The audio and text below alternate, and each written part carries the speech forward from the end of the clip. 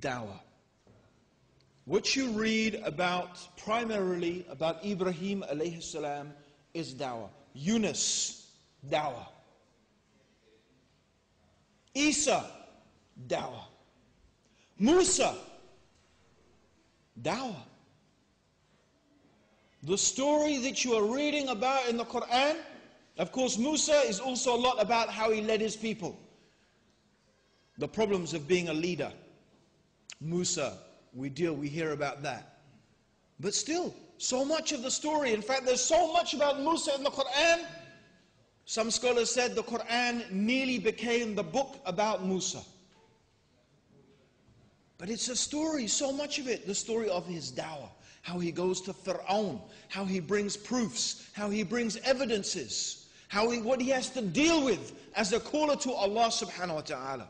And in reality, my brothers and sisters, the life of the Prophet sallallahu alaihi wasallam for 13 years in Mecca, before any rules or regulations were revealed, only the prayer is the only worship that was institutionalized before Medina. So therefore, what was all of those 13 years in Medina? It was all about dawah. But you know what, brothers and sisters? If you look at the Muslims today in England, you would think that the whole of the stories in the Quran was about halal meat. That's what you think. You think being a Muslim is about how halal is my meat. Yeah, that's what you think. And, you know, building a dome and a minaret on our masjid. Maybe you think that's the whole of what Islam is all about. You wouldn't have thought that would anyone look at the Muslims in the UK today and say, you know, looking at their book, there must be a lot about calling people who are not yet Muslim to Islam in it. Because if you read the Quran a lot, you will be compelled to behave in the way that the Quran is inculcating into us. When you read about the prophets and the lives of the prophets, you want to be like them, you'd want to emulate them, because those stories are there to inspire you, to motivate you. But if you don't read it, if you never pick it up in a language you can understand, you just wrap it up and put it on a cloth and read it for dead people, how is it going to inspire you? How is it going to move you? Of course we will never be the ummah that is supposed to be inspired by this book if we don't read it and we don't understand it. Now let me ask you another question. Isn't it true that there are no more prophets after Muhammad sallallahu alaihi wasallam? Yes or no? Are you sure there's not going to be another prophet? Ghulam Mirza Ahmed of Qadian maybe? Elijah Muhammad? No? Any more? Huh? No, there's no more prophets. Rasulullah sallallahu alayhi wasallam is Khatam al-Nabiyyin. He is the seal of the messengers, and as the Prophet sallallahu alayhi wasallam said, I am the final messenger, and there will be no more messengers after me. So if Muhammad sallallahu alayhi wasallam is the final messenger, you tell me, upon whom does the duty and obligation lie to pass on the message of Islam?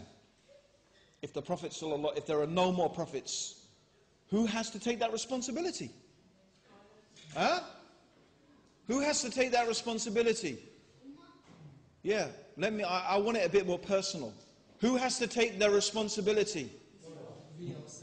Okay, I want to hear you all say it. Us. Yeah, you, every single one of you. You have that responsibility. Us, not the ummah. Don't externalize it. That's nice, isn't it? Oh, the ummah. I mean, that's not part of it, but the ummah, right? Yeah? Someone else other than me, yeah?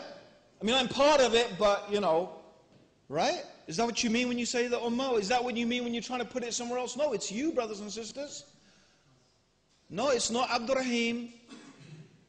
It's not Hamza Sources. It's not Zakir Naik. I know you'd love to leave it up to those guys. Yeah, they're doing a good job, mashallah. Really? What? How good a job, really? How many people do you really think are becoming Muslim from watching Peace TV? There's a lot of Muslims, inshallah, being motivated to be better Muslims. But how many non-Muslims do you think sit and watch Peace TV? Huh? No, not many. Come on, guys, it's not many. It's a reality. In reality, the true reality is the people who are responsible for dawah are you. The people who are responsible for performing and fulfilling the task of the messengers are you. It's us. All of us together, we have to do that. And we have to do it individually and we have to do it collectively. In the Quran, Allah subhanahu wa ta'ala, He said, وَلتكن منكم أمة يدعون إلى الخير ويأمرون بالمعروف وينهون إلى المنكر وأولئك هم المفلحون. Let there arise from you a group of people. Let there arise from you a group of people, calling to all that is good, enjoining what is right and forbidding what is wrong, and they are the successful ones.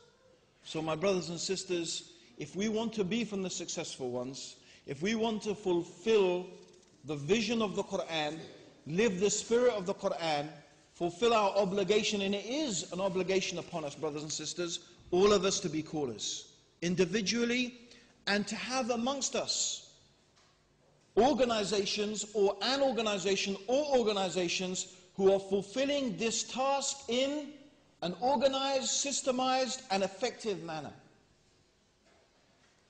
That is something that is fard al-kifaya. We need to have